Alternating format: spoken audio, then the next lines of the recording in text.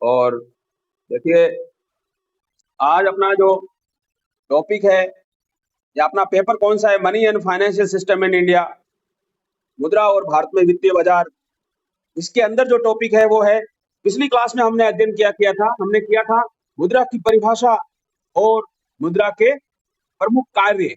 ये पिछली क्लास में मैंने बताया, और वो प्रश्न जो यहाँ मैं टॉपिक ले रहा हूँ वो एग्जैक्टली टॉपिक आपके सिलेबस में है। आपके सिलेबस में से टॉपिक उठाता हूँ और उसको यहाँ पे अपन डिस्कस करते हैं या वार्तालाप करते हैं। बाहर से कोई भी टॉपिक नहीं है।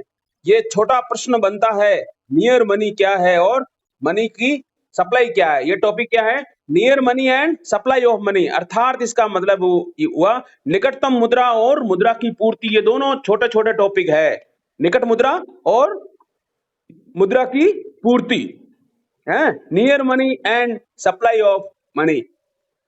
अब नियर मनी, निकट मुद्रा, मुद्रा निकट की परिभाषा मैं आपको समझा देता हूं। यहाँ आप इस पे भी देख सकते हैं। नियर मनी का मतलब क्या है, मुद्रा, करेंसी नोट्स जो आपके पास है वो तो क्या है, मनी है, मुद्रा है। लेकिन नियर मनी क्या है, जो मुद्रा नहीं है लेकिन मनी के जैसा काम करती है, वो निकट मुद्रा कहलाती है। अर्थात जो वास्तव में मनी नहीं है, परिभाषा आप लिख सकते हो, नियर मुद्रा या निकट मुद्रा क्या है, नियर मनी क्या है। Near money is the money which is not currency notes और coins but it exactly working as a money. मतलब वो मुद्रा करेंसी या कॉइन नोट तो नहीं है, लेकिन वो मुद्रा की तरह काम करता है, उसका व्यवहार मुद्रा के जैसा है, उसको निकट मुद्रा कहते हैं। निकट मुद्रा भी नोटों की तरह तरल होती है, काफी कुछ मात्रा में तरल। मतलब क्या है, उसको कभी भी नकद किया जा सकता है या उसको आसानी से मुद्रा में परिवर्तित किया जा सकता है। नियर मुद्रा को क्वाज़ी मनी कहते हैं, मतलब आभासी मुद्रा भी कहते हैं। मतलब वो मुद्रा नहीं है लेकिन वो आभासी मुद्रा की तरह काम करेगी और ये मुद्रा के बराबरी होती है। अर्थात निकट मुद्रा के कुछ कुछ परिभाषा में मैंने आपको समझाया। निकट मुद्रा वह है जो मनी की तरह काम करे, मुद्रा की तरह काम करे, लेकिन वास्तव में मुद्रा नहीं है। मुद्रा की तरह ये भी क्या है, नकद है, इसका भी मुद्रा में परिवर्तित किया जा सकता है। मुद्रा नहीं है लेकिन मुद्रा में परिवर्तित किया जा सकता है। इसको आभासी मुद्रा भी बोलते हैं। क्वाज़ी मनी का मतलब आभासी मुद्रा होता है और ये नकद के बराबर ही होता है, नकद के जैसा ही होता है। अब निकट मुद्रा कौन कौन सी है, इसके उदाहरण यहाँ दिए हुए हैं, बिल्कुल आप इसको समझ सकते हो। सबसे पहला होता है सेविंग अकाउंट। आपके खाते में सपोज 10,000 रुपए हैं और वो बचत खाते में है। किसमें है, बचत खाता में है, और वो सावधि जमा नहीं है, मतलब टर्म डिपॉजिट नहीं है, एफडी नहीं है। बचत खाते में पैसे कौन से होते हैं, जो एफडी नहीं होते हैं, वो बाकी पैसा बचा वो बचत खाते में होता है। और इसके अलावा जो बैंकों के अंदर ओडी बनती है, बैंकों के अंदर जो ओडी बनती है, आपके पैसा यदि खाते के अंदर जमा है तो बैंक का सिस्टम एक ओडी होता है, तो वो भी सेविंग बचत में ही होता है। ठीक है, तो बचत खाते में जो पैसे पड़े हुए हैं, जो फिक्स डिपॉजिट नहीं है, जो समयबद्ध सीमा में जमा नहीं है, ऐसे ही पड़े हुए हैं, वो सारे के सारे पैसे क्या कहलाते हैं, निकट मुद्रा कहलाते हैं। मतलब कभी भी आपका जब मन किया, जब आप गए बैंक से और पैसा निकाल दिए, इसका मतलब क्या है, वो मुद्रा तो नहीं है लेकिन निकट मुद्रा है, मतलब मुद्रा की तरह ही वो काम कर रही है। समझ में आ गया।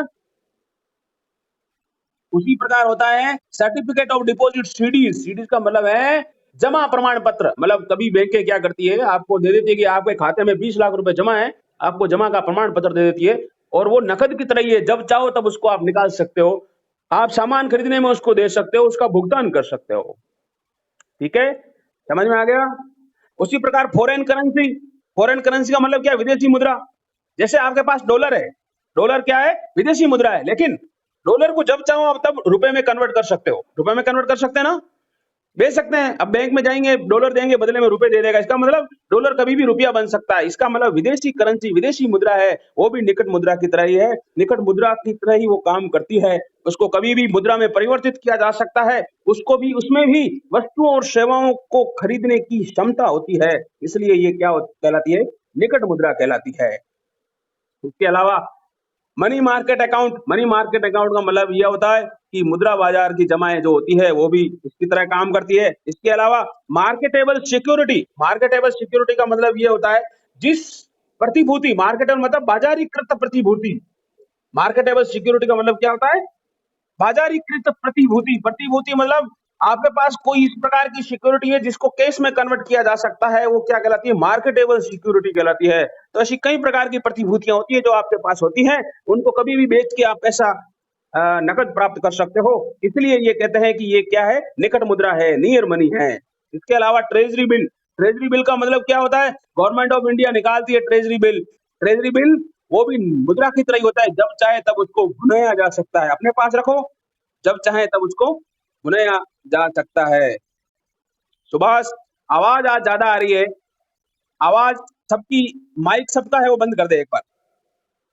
सुभाष, सबके माइक बंद कर दीजिए एक बार। सभी अपने माइक बंद कर दो भाई, आवाज आ रही है यहाँ बीच में बहुत ज्यादा डिस्टर्ब हो रहा है। ठीक है, ओके, अभी भी आ रही है? अब भी आ रही है?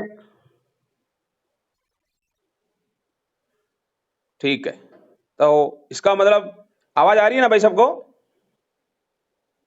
आवाज आ रही है?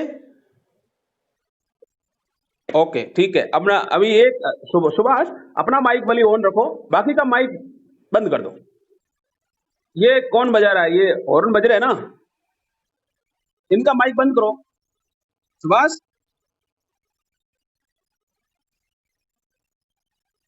जिनका माइक बोलता है उनकी जो तीन ये लाइट, तीन बिंदियां बनी ना, वो ऊपर नीचे हो रही होगी। जिनकी हो रही है उनका माइक बंद कर दो या तो, है ना? ठीक है भाई सुभाष, चलो ठीक है, आगे बढ़ते हैं। तो इसलिए समझ में आ गया आपको? नियर मनी समझ में आ गया, निकट मुद्रा समझ में आ गया ना? तो इसके अंदर दो तीन बातें याद रखनी है जब आप निकट मुद्रा को परिभाषित करें। तो दो तीन बातें लिखा हुआ ना, की टेक अवे, मतलब निकट मुद्रा के प्रमुख कौन से पॉइंट हैं जिसके ऊपर अपन इस पर विचार करें या इसको लिख सकते हैं। पहला पॉइंट क्या है? Near money refer to non cash asset. इसका मतलब क्या है? निकट मुद्रा वो है जो नकद नहीं है लेकिन संपत्तियां हैं जिसको कभी भी नकद किया जा सकता है। इतना लिख दीजिए आप। नियर मनी मतलब निकट मुद्रा वह होती है जो नकद नहीं है लेकिन दूसरे प्रकार की परिसंपत्तियां हैं। दूसरे प्रकार की परिसंपत्तियां, उसमें चेक ले लो, हुंडिया ले लो, बचत खाता ले लो, बाजारी मार्केटेबल सिक्योरिटीज ले लो, है ना? ये सारी क्या कहलाती है? निकट मुद्रा कहलाती है। ठीक है, दूसरा इंपॉर्टेंट पॉइंट क्या है निकट मुद्रा को समझाने के लिए? वो है कि near money can be converted to cash. मतलब जो नियर मनी है, निकट मुद्रा है, वो नकद तो नहीं है जैसा कि पहले पॉइंट में मैंने बताया, लेकिन उसको कभी भी नकद किया जा सकता है। उसको कभी भी नकद किया जा सकता है। दूसरा पॉइंट क्या है कि जैसे मैंने बताया, बचत खाते में पैसे पड़े 10,000 रुपए, वो नकद नहीं है लेकिन कभी भी 10,000 रुपए निकाले जा सकते हैं। जैसे ही निकालेंगे तो वो क्या बन जाएंगे? नकद बन जाएंगे। आपके पास चेक पड़ा हुआ 20,000 रुपए का, चेक जाके बैंक में जमा करवाया, पैसा आपके हाथ में आया तो वो क्या हो जाएंगे? नकद हो जाएंगे। सुभाष, अभी और आवाज आ रही है? या तो दो चीजें होती है, देखो, एक तो या तो बाहर के, घर के बाहर किसी की आवाज आती है, या फिर दो सिस्टम एक साथ चल रहे हैं, दो मोबाइल जब एक पास पड़े रहते हैं ना चलने वाले, तब भी आवाज आती है। चलो, अब ध्यान रखना है ना। ओके, तो दूसरा पॉइंट क्या है निकट मुद्रा का? जो अन्य परिसंपत्तियां हैं जिसको आसानी से मुद्रा के रूप में परिवर्तित किया जा सकता है। जैसे यदि हमारे बैंक में 10,000 रुपए पड़े हैं बचत खाते में, तो कभी भी उनको निकाल के 10,000 रुपए नकद कर सकते हैं। ठीक है, तो नियर मनी क्या है? It is non cash asset. मतलब क्या है? नकद नहीं है लेकिन परिसंपत्तियां हैं, उन परिसंपत्तियों से कभी भी नकद किया जा सकता है। ये दूसरा पॉइंट है। तीसरा पॉइंट समझ में आ गया? तीसरा पॉइंट क्या है कि ये मुद्रा के समीप है, ये मुद्रा की तरह ही काम करते हैं। अब आप देखिए, चेक है, आपके 10,000 रुपए का सामान लेना, आपने उसको चेक बना के दे दिया, 10,000 रुपए तो नहीं दिए, लेकिन वो चेक क्या काम कर रहा है? नकद मुद्रा, मतलब मुद्रा का ही काम कर रहा है ना। इसीलिए नकद मुद्रा में भी, निकट मुद्रा में भी मुद्रा के समान कार्य करने की क्षमता होती है। निकट मुद्रा में भी मुद्रा की तरह कार्य करने की क्षमता होती है। निकट मुद्रा भी आसानी से स्वीकार्य होती है, लोगों को, लोग स्वीकार करते हैं उसको, स्वीकार्य है ये। ठीक है, तो ये दो तीन पॉइंट है निकट मुद्रा के जो मैंने आपको अच्छी तरीके से समझा दिए। और निकट मुद्रा अर्थव्यवस्था में बहुत ही इंपॉर्टेंट है। इसका मुद्रा की तरह ही रोल है, साख निर्माण में महत्वपूर्ण भूमिका है, प्रभावपूर्ण मांग और अन्य अर्थव्यवस्था में अन्य बातों को प्रभावित करती है। ये मुद्रा की तरह ही काम करती है, ये मुद्रा पूर्ति को प्रभावित करती है। समझ में आ गया? अब आप आइए, व्हाट इज मनी सप्लाई? मुद्रा की पूर्ति। हाँ जी, बोलो। किनके? निकट मनी के? निकट मनी के उदाहरण लिखो, लिखा है ना? आप अभी आए हो क्या? लेट आए हो? हाँ, है ना? देखो देखो, मेरी बात सुनो। जो निकट मुद्रा वही है जो मुद्रा की तरह काम करे। वो कुछ भी हो सकता है। उदाहरण के तौर पर आप समझिए, आपके पास सोना पड़ा हुआ है। सोना से यदि आप सामान खरीद लो और उसको तुरंत बेच के पैसे कमा सकते हो, तो सोना भी क्या है? निकट मुद्रा है। आपके पास वो सारे सामान, वो सारी प्रतिभूतियां आपके बचत खाते में पैसे पड़े हैं, तो ये क्या है? निकट मुद्रा है। ठीक है? आपके एटीएम में पैसे पड़े हुए हैं 50,000 रुपए, तो तुरंत आप उससे बाहर निकालोगे, तो ये एटीएम क्या है? नकद मुद्रा है। मतलब ये निकट मुद्रा है, नकद नहीं, निकट मुद्रा। क्या है? नियर मनी बोलते हैं इसको। क्या बोलते हैं? नियर मनी बोलते हैं। समझ में आ गया? इसी प्रकार। हाँ हाँ, है निकट मनी बोलते हैं, नियर मनी है।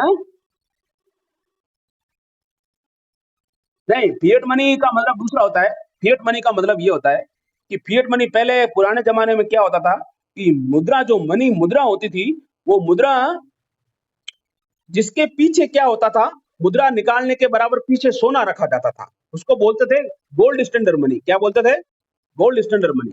मतलब मुद्रा के पीछे, जैसे 100 रुपए का नोट निकला तो उसके पीछे 100 रुपए का सोना रखा जाता था, उसको गोल्ड स्टैंडर्ड मनी बोलते थे। उतना का उतना सोना रखना जरूरी होता था। ठीक है ना?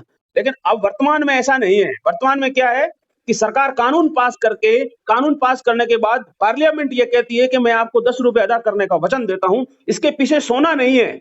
इसके पीछे जिम्मेदारी कौन ले रहा है? सरकार ले रही है। इसलिए इसको क्या बोलते हैं? Fiat money. मतलब फिएट मनी का मतलब हुआ कि उसके पीछे कोई भी सोना चांदी या मूल्यन रखा हुआ नहीं है, केवल सरकार की गारंटी से ये मुद्रा बनी है। इसलिए इसको क्या बोलते हैं? फिएट मनी बोलते हैं। वो आपके हैं फिएट मनी, अभी कोर्स में है, अगली क्लास में हो सकता है वो आपका फिएट मनी आ जाए, है ना?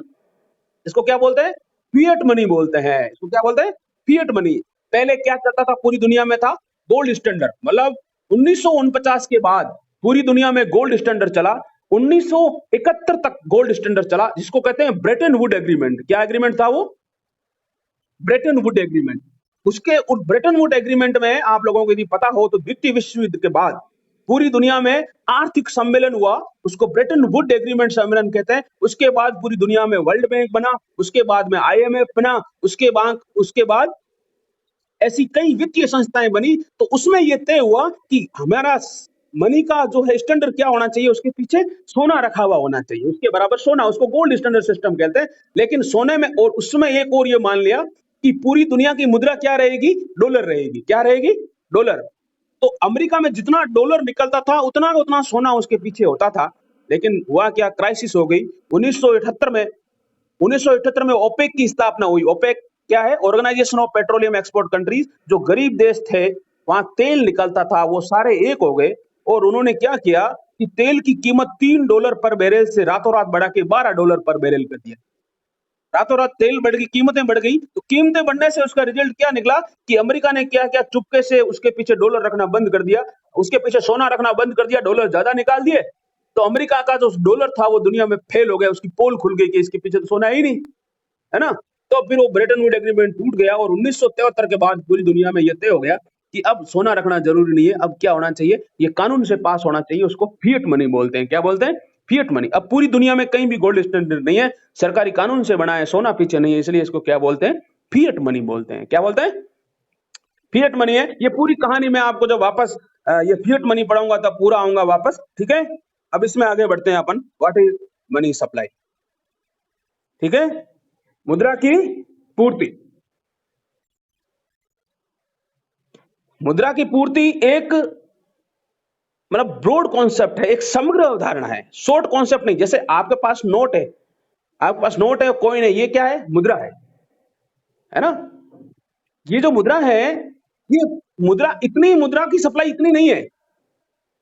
मुद्रा की सप्लाई मैंने आपको बताया ना कि निकट मुद्रा भी मुद्रा की पूर्ति में शामिल होती है। जितनी भी निकट मुद्राएं मैंने बताई ना, वो भी मुद्रा की पूर्ति में शामिल होती है। तो मुद्रा की पूर्ति की अवधारणाएं क्या है? बड़ी अवधारणाएं हैं, लंबी चौड़ी अवधारणाएं हैं, थोड़ी सी संकीर्ण अवधारणा नहीं है बल्कि ब्रॉड अवधारणा है। ठीक है, तो मुद्रा की पूर्ति क्या होता है? मुद्रा की पूर्ति मतलब आप लिख सकते हो, परिभाषा लिखना चाहो तो, किसी देश की सीमाओं के अंदर, ठीक है, कुल करेंसी कॉइन नोट, ठीक है, इसके अलावा सेविंग डिपॉजिट, इसके अलावा टर्म डिपॉजिट, पोस्ट ऑफिस में जमा, क्रेडिट कार्ड, डेबिट कार्ड के द्वारा निकासी, ये सारे किसमें आते हैं? मुद्रा की पूर्ति में आते हैं। मुद्रा की पूर्ति एक विस्तृत अवधारणा है, एक ब्रॉड कॉन्सेप्ट है। मुद्रा की पूर्ति, अब किसी भी देश की सीमाओं के अंदर मुद्रा की पूर्ति कितनी होती है, इसका निर्धारण करने के लिए देश में एक तरीका है जिसको मुद्रा स्टॉक बोलते हैं। क्या बोलते हैं? मुद्रा स्टॉक। यह मुद्रा की पूर्ति है, वो क्या है? मुद्रा स्टॉक। तो मुद्रा स्टॉक में आपको पढ़ाऊंगा, तब अलग अलग अवधारणाएं समझाऊंगा कि मुद्रा स्टॉक होता क्या है। लेकिन अभी क्या है? मुद्रा की पूर्ति है। अभी क्या है? मुद्रा की पूर्ति। तो मुद्रा की पूर्ति मैंने आपको बताया कि ये छोटी अवधारणा नहीं है, संक्षिप्त अवधारणा नहीं है, बल्कि ये क्या है? बड़ी अवधारणा है, विस्तृत अवधारणा है, जिसमें मुद्रा के साथ साथ, मतलब जिसके अंदर करेंसी और कॉइंस इन दोनों को हाई पावर मनी कहते हैं। क्या बोलते हैं? High powered money. इंग्लिश का शब्द आप लोग लिख दीजिए, हाई पावर्ड मनी। अर्थात करेंसी और कॉइंस जो होते हैं उसको हाई पावर्ड मनी बोलते हैं। लेकिन हाई पावर्ड मनी ही मुद्रा की पूर्ति नहीं है। मुद्रा की पूर्ति बड़ी लंबी चौड़ी अवधारणा है, जिसके अंदर हाई पावर्ड मनी के अलावा, अर्थात करेंसी और नोट्स के अलावा, सिक्के और नोट्स के अलावा, सेविंग डिपॉजिट, सावधि जमा, पोस्ट ऑफिस में जमा, चेक, हुंडियां, इसके अलावा क्रेडिट कार्ड, डेबिट कार्ड आदि सभी मुद्रा की पूर्ति में शामिल होता है। इसलिए मुद्रा की पूर्ति किसी भी देश में महत्वपूर्ण है। किसी देश का आर्थिक विकास इससे तय होता है कि इस देश के अंदर मुद्रा की पूर्ति कितनी है। मुद्रा की पूर्ति का संचालन मैंने आपको पिछली क्लास में बताया था कि रिजर्व बैंक ऑफ इंडिया करता है। कौन करता है? Reserve bank of India. किसी देश में मुद्रा की पूर्ति कितनी होनी चाहिए, इसका निर्धारण करता है केंद्रीय बैंक, निर्धारण करता है। भारत में केंद्रीय bank reserve bank of India है, इसलिए भारत में ये रिजर्व बैंक ऑफ इंडिया ये तय करता है कि इस देश की सीमाओं के अंदर मुद्रा की पूर्ति कितनी होनी चाहिए। मुद्रा की पूर्ति अनुपातिक होनी चाहिए, सही सटीक होनी चाहिए, क्योंकि मुद्रा की पूर्ति यदि ज्यादा होती है तब देश के अंदर मुद्रास्फीति बढ़ने लगती है, वस्तु और सेवाओं की कीमतें बढ़ने लगती है और आम जनता प्रभावित होती है। इसलिए मुद्रा की पूर्ति अधिक नहीं होनी चाहिए, लेकिन मुद्रा की पूर्ति कम भी नहीं होनी चाहिए। यदि मुद्रा की पूर्ति कम होती है तो वस्तु और सेवाओं की मांग कम हो जाती है। वस्तु और सेवाओं की मांग कम होने से उनका उत्पादन कम होगा, तब फैक्ट्रियां कम लगेगी, तब बेरोजगारी हो जाएगी और अर्थव्यवस्था में मंदी छाने लगती है। इसलिए दोनों ही अति अवस्थाएं देश के लिए घातक है। अधिक मुद्रा की पूर्ति या कम मुद्रा की पूर्ति देश के लिए घातक है, उससे नकारात्मक परिणाम देश की अर्थव्यवस्था पर पड़ते हैं। इसलिए मुद्रा की पूर्ति सही, सटीक, आनुपातिक, बैलेंस्ड होनी चाहिए। और उसका कौन तय करता है? जैसे भारत में रिजर्व बैंक ऑफ इंडिया तय करता है, उसी प्रकार पूरी दुनिया में केंद्रीय बैंक होते हैं। उसी प्रकार यूएस में फेडरल बैंक है, इसके अंदर नोट्स में आया हुआ है। उसी प्रकार यूएस में कौन होता है? Federal bank. कौन होता है? Federal bank. ठीक है, तो ये मुद्रा की पूर्ति को थोड़ा सा मैंने आपको समझाया। अब इसको और ज्यादा डिटेल में अपन समझेंगे, करेंगे, आगे बढ़ेंगे। इसका ये काफी महत्वपूर्ण और इंपॉर्टेंट है, वो टॉपिक है। इसमें आप